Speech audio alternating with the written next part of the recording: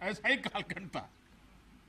नतीजा ये कि जरूरत के समय हथियार फिर आपाधापी में खरीदे जाते थे। यहां तक कि स्पेयर पार्ट्स के लिए भी हम दूसरे देशों पर निर्भर रहते थे। साथियों, डिफेंस सेक्टर में आत्मनिर्भरता का संकल्प उन पुरानी स्थितियों को बदलने का एक सशक्त मार्ग है। देश के रक्षा खर्च के लिए जो बजट होता है, अब उसका करीब 65% देश के भीतर ही खरीदी पर खर्च हो रहा है। हमारे देश ये सब कर सकता है, करके दिखाया है। एक अभूतपूर्व कदम उठाते हुए अब भारत ने यह भी तय किया है कि 200 से ज्यादा साजो सामान और उपकरण अब देश के भीतर ही खरीदे जाएंगे। आत्मनिर्भर भारत का यही तो संकल्प है। अगले कुछ महीनों में इसमें और सामान जुड़ने वाले हैं। देश को आत्मनिर्भर बनाने वाली ये पॉजिटिव लिस्ट और लंबी हो जाएगी। इससे देश का डिफेंस सेक्टर मजबूत होगा, नए नए हथियारों उपकरणों के निर्माण के लिए निवेश बढ़ेगा। साथियों, आज हमारे देश के भीतर अर्जुन टैंक बन रहे हैं, तेजस जैसे अत्याधुनिक लाइट कॉम्पैक्ट एयरक्राफ्ट बन रहे हैं। अभी विजयादशमी के दिन 7 नई डिफेंस कंपनियों को भी राष्ट्र को समर्पित किया गया है। हमारी जो ऑर्डिनेंस फैक्ट्रीज थी वो अब स्पेशलाइज्ड सेक्टर में आधुनिक रक्षा उपकरण बनाएगी। आज हमारा प्राइवेट सेक्टर भी राष्ट्र रक्षा के संकल्प का सारथी बन रहा है। हमारे कई नए डिफेंस स्टार्टअप्स आज अपना परचम लहरा रहे हैं। हमारे नौजवान 20, 22, 25 साल के नौजवान क्या क्या चीजें लेकर के आ रहे हैं, गर्व होता है। साथियों, उत्तर प्रदेश और तमिलनाडु में बन रहे डिफेंस कॉरिडोर इस स्पीड को और तेज करने वाले हैं।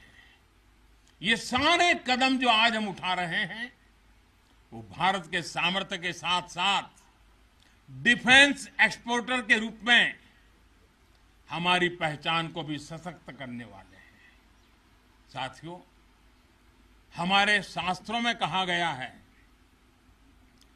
को अति भारः समर्था नाम, यानी जो समर्थ होता है उसके लिए अति भार मायने नहीं रखता। वो सहज ही अपने संकल्पों को सिद्ध करता है। इसलिए आज हमें बदलती दुनिया, युद्ध के बदलते स्वरूप के अनुसार ही अपनी सैन्य शक्ति को भी बढ़ाना है, उसको नए ताकत के साथ ढालना भी है। हमें अपनी तैयारियों को दुनिया में हो रहे इस तेज परिवर्तन के अनुकूल ही ढालना ही होगा। हमें मालूम है किसी समय हाथी घोड़े पर लड़ाइयां होती थी। अब कोई सोच नहीं सकता हाथी घोड़े की लड़ाई, रूप बदल गया। पहले शायद युद्ध के रूप बदलने में दशकों लग जाते होंगे, शताब्दियां लग जाती होगी। आज तो सुबह एक तरीका होगा तो शाम को दूसरा तरीका होगा लड़ाई का। इतनी तेजी से टेक्नोलॉजी अपनी जगह बना रही है। आज की युद्ध कला सिर्फ ऑपरेशंस के तौर तरीकों तक ही सीमित नहीं है। आज अलग अलग पहलुओं में बेहतर तालमेल, टेक्नोलॉजी और हाइब्रिड टैक्टिक्स का उपयोग बहुत बड़ा फर्क डाल सकता है। संगठित नेतृत्व एक्शन में बेहतर समन्वय आज बहुत जरूरी है। इसलिए बीते समय से हर स्तर पर लगातार रिफॉर्म्स किए जा रहे हैं।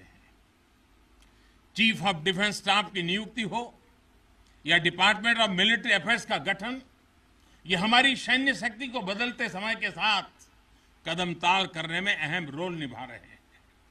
साथियों, आधुनिक बॉर्डर इंफ्रास्ट्रक्चर भी हमारी सैन्य ताकत को और मजबूत करने वाला है।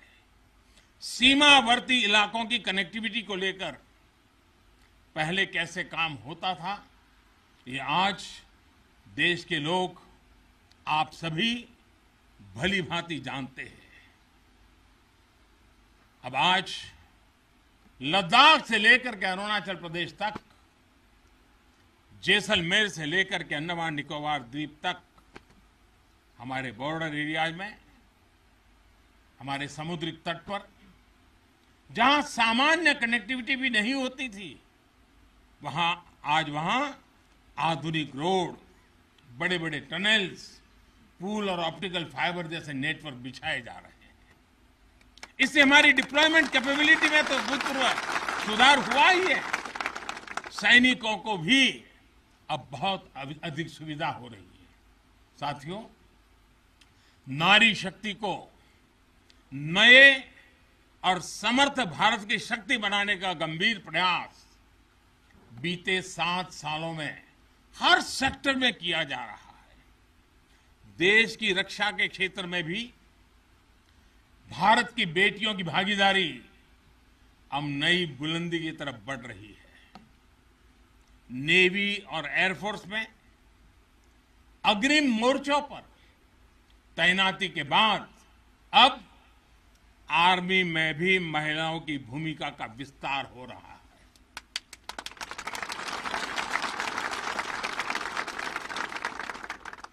मिलिट्री पुलिस के द्वारा बेटियों के लिए खोलने के बाद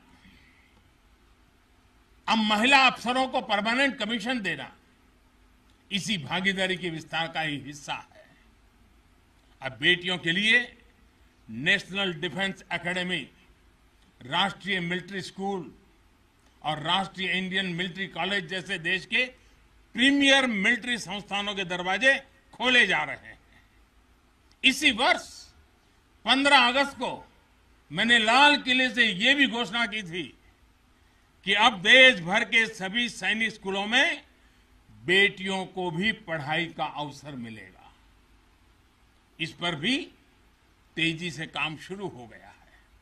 साथियों, मुझे आप जैसे देश के रक्षकों की वर्दी में केवल अथाह सामर्थ्य के ही दर्शन नहीं होते। मैं जब आपको देखता हूं तो मुझे दर्शन होते हैं अटल सेवा भाव के, अडिग संकल्प शक्ति के और अतुलनीय संवेदनशीलता के।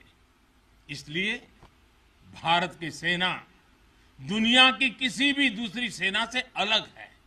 उसकी एक अलग पहचान है। अब विश्व की शीर्ष सेनाओं की तरफ एक प्रोफेशनल फोर्स तो है ही, लेकिन आपके मानवीय मूल्य, आपके भारतीय संस्कार आपको औरों से अलग एक असाधारण व्यक्तित्व के धनी बनाते हैं। आपके लिए सेना में आना एक नौकरी नहीं है। पहली तारीख को तनख्वाह आएगा इसके लिए नहीं आए आप लोग। आपके लिए सेना में आना एक साधना है, साधना। जैसे कभी ऋषि मुनि साधना करते थे ना, मैं आपके हर एक के भीतर वो साधक का रूप देख रहा हूं। और आप मां भारती की साधना कर रहे हैं। आप जीवन को उस ऊंचाई पर ले जा रहे हैं कि जिसमें 130 करोड़ देशवासियों की जिंदगी जैसे आपके भीतर समाहित हो जाती है। ये साधना का मार्ग है। और हम तो भगवान राम में अपने सर्वोच्च आदर्श खोजने वाले लोग हैं। लंका विजय करने के बाद भगवान राम जब अयोध्या लौटे थे तो यही उद्घोष करके लौटे थे, अपि स्वर्णमयी लंका न मे लक्ष्मण रोचते, जननी जन्मभूमिश्च स्वर्गादपि गरीयसी। यानी सोने और समृद्धि से भरपूर लंका को हमने जीता जरूर है, लेकिन हमारी ये लड़ाई हमारे सिद्धांत और मानवता की रक्षा के लिए थी। हमारे लिए तो हमारी जन्मभूमि हमारी है, हमें वहीं लौटकर उसी के लिए जीना है। भारत माता की जय, भारत माता की जय, भारत माता की जय। और इसलिए जब प्रभु राम लौटकर आए तो पूरी अयोध्या ने उनका स्वागत एक मां के रूप में किया। अयोध्या के हर नर नारी ने, यहां तक कि पूरे भारतवर्ष ने दिवाली का आयोजन कर दिया। यही भाव हमें औरों से अलग बनाता है। हमारी यही उदात्त भावना हमें मानवीय मूल्यों के उस अमर शिखर पर विराजमान करती है जो समय के कोलाहल में, सभ्यताओं के हलचल में भी अड़िग रहती है। इतिहास बनते हैं, इतिहास बिगड़ते हैं, सत्ताएं आती हैं, सत्ताएं जाती है, साम्राज्य आसमान छूते हैं, ढहते हैं, लेकिन भारत हजारों साल पहले भी अमर था, भारत आज भी अमर है और हजारों साल बाद भी अमर रहेगा।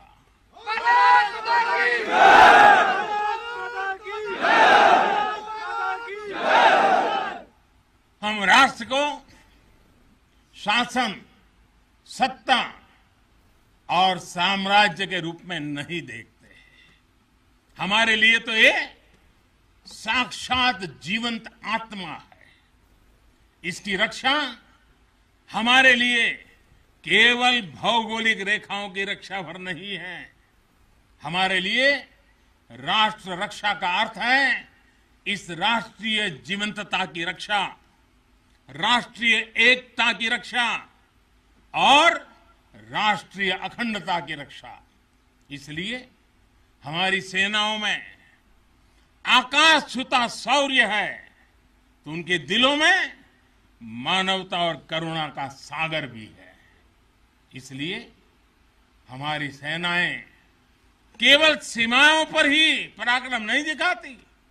जब देश को जरूरत पड़ती है तो आप सब आपदा, विपदा, बीमारी, महामारी से देशवासियों की हिफाजत के लिए मैदान में उतर आते हैं। जहां कोई नहीं पहुंचे वहां भारत की सेनाएं पहुंचे। ये आज देश का एक अटूट विश्वास बन गया है। हर हिंदुस्तानी के मन में से ये भाव अपने आप प्रकट होता है। ये आ गए ना, अरे चिंता नहीं, अब हो गया। ये छोटी चीज नहीं, आप देश की अखंडता और सार्वभौमिकता के प्रहरी हैं। एक भारत श्रेष्ठ भारत के संकल्प के प्रहरी हैं। मुझे पूरा भरोसा है कि आपके शौर्य की प्रेरणा से हम अपने भारत को शीर्ष ऊंचाइयों तक लेकर जाएंगे। साथियों, दीपावली की आपको भी शुभकामना है, आपके परिवारजनों को शुभकामना है और आप जैसे वीर बेटे बेटियों को जन्म देने वाली उन माताओं को भी मेरे प्रणाम है। भारत माता की जय, भारत माता की जय, भारत माता की जय। मैं फिर एक बार आप सबको दीपावली की अनेक अनेक शुभकामनाएं देता हूं। मेरे साथ पूरी ताकत से बोलिए, भारत माता की जय, भारत माता की जय, भारत। धन्यवाद।